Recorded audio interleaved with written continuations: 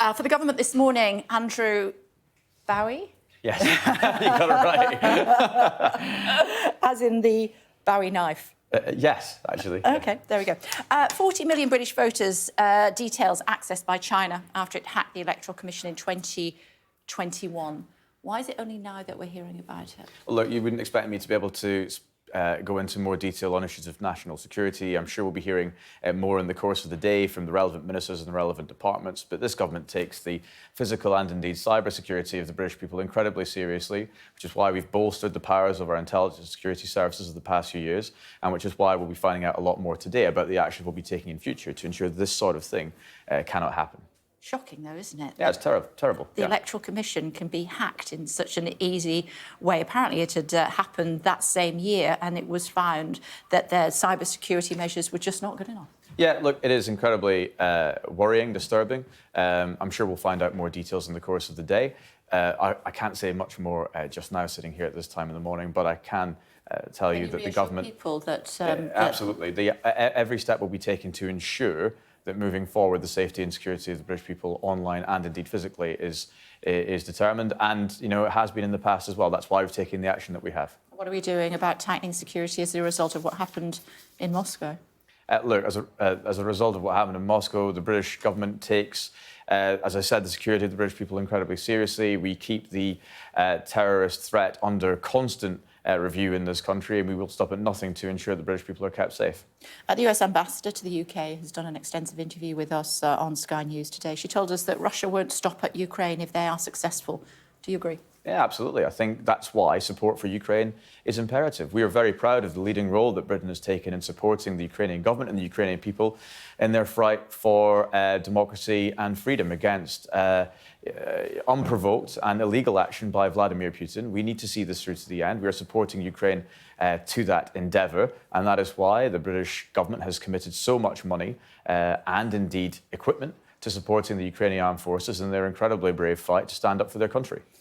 Given what's happening in Moscow and continues to do so, is that one of the reasons that you want to talk about our nuclear deterrent today? I mean, look, yes, of course, it's very important that we keep safety and security at the forefront of our minds. The reason that we're making the announcement today is because we've recognised we need to invest hundreds of millions of pounds to ensure that we get the skilled workforce in place to deliver both our defence but also our civil nuclear projects, such as Sizewell, Hinkley, a 3rd gigawatt scale project, small modular reactors, advanced modular reactors. And if you put that alongside our Dreadnought programme, our AUKUS programme, and the renewal of our Trident defence system, that's why we need to ensure we have the skilled workforce in place, which is what this announcement is about today. So tell me more. Well, we're announcing £750 million along with industry to ensure that we build up the education capabilities, we build up the skilled workforce to deliver all these projects I've just told you about, investing in Barrow-in-Furness, which is going to be the hub of a lot of this activity in the northwest of England. You know, nuclear power is fantastic. It delivers clean energy, it delivers our energy security and independence, but it also delivers jobs in parts of the country where high-wage, high-skilled jobs are at a premium. And that is what's so exciting about what we're doing today, as well as ensuring the continued safety and security of the British people by reinvesting in our continuous at-sea deterrent. I remember when nuclear power was a dirty word. What's changed? Well, people have recognised that there's no net zero without nuclear. That's absolutely clear. And as a result, actually, of Vladimir Putin's illegal invasion of Ukraine and his weaponisation of energy, people can see that energy independence is absolutely of the foremost importance, which is why investing in things like nuclear will deliver our energy independence, will deliver net zero, but will also deliver new jobs. I think that there is a broad acceptance now that nuclear needs to be a part of the mix moving forward.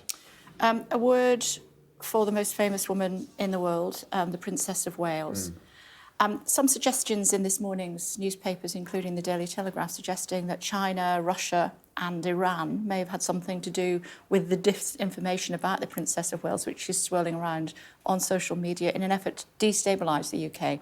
How seriously should the government take that? Well, obviously, I can't comment on speculation in the newspapers regarding that. I obviously don't know the detail. What I will say is that, of course, the thoughts and prayers of everybody are with Her Royal Highness. I don't think there's any family in the country that is not either going through or has experienced the effect that suffering from cancer has. And so I think we need to all respect the privacy of the Princess of Wales, her entire family at this difficult time, and they remain obviously in our thoughts. OK, and what do you make of all this nonsense on social media, that all sorts of conspiracy theories? It is nonsense, and you know, people engage in conspiracy theories online. You see it about various public figures, but I think at this point in time we have to recognise that it's a very challenging and difficult time for the Princess of Wales and her entire family. As I said, the thoughts and prayers of all of us are with them, and it's now time, I think, that we all take a step back and give them the privacy that they deserve and frankly need.